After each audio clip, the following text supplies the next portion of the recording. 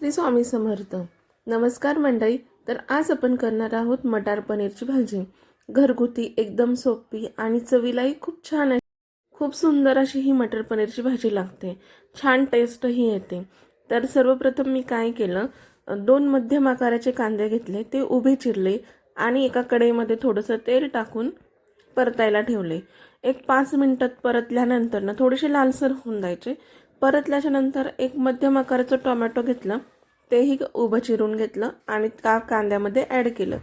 त्या कांद्यामध्ये ते ॲड केल्याच्या नंतर ना तेही 2 मिनिटासाठी हलवून घेतलं आणि नंतर 5 ते 6 काजू ॲड केले. काजू ॲड केल्याच्या नंतर त्यामध्ये मी थोडासा लसूण, अद्रक आणि थोडीशी कोथिंबीर ॲड केली.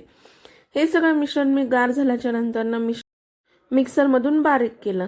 त्यानंतर मी कढई तापायला ठेवली होती गॅसवर. त्यामध्ये थोडंसं तेल टाकलं.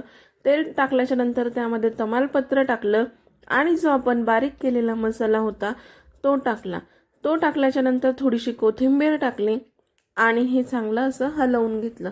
एक 2 मिनिटासाठी हलवून घेतल्याच्या नंतर ना त्यामध्ये कांदा लसूण मसाला, लाल तिखट, हळद, पनीर मसाला हे ॲड केलं आणि 1-2 मिनिटासाठी चांगला असा परतून दिला. थोडंसं तेल सुटूस तोपर्यंत हा मसाला मी चांगला असा परतून दिला. परतल्याच्या नंतर ना त्यामध्ये मी जे वाटाणे सोललेले होते ते वाटाणे त्यामध्ये ॲड केले. वाटाणे ॲड केल्याच्या नंतर ना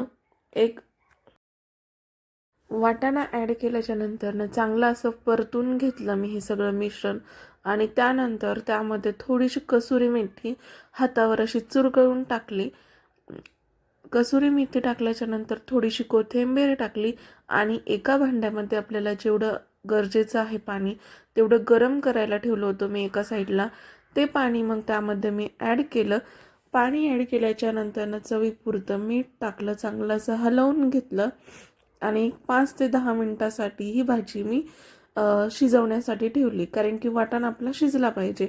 वाटाणा शिजल्याच्या नंतर मी पनीरचे क्यूब केले आणि ते पनीरचे क्यूब मी त्याच्यामध्ये ॲड केले. पनीरचे क्यूब ॲड केले आणि नंतर ना तुम्ही बघू शकता खूप सुंदर अशी आपली भाजी झाली होती. नंतर त्यावरती मी फ्रेश क्रीम टाकली. क्रीम टाकल्याच्या नंतर ना तो खूपच छान चव आली आणि टेस्टही खूप सुंदर झाली होती भाजीची. तर मंडळी, तुम्हालाही आवडली असेल माझी ही रेसिपी, तर माझ्या चॅनलला लाईक, फॉलो, सबस्क्राईब नक्की करा आणि कमेंट करायला विसरू नका.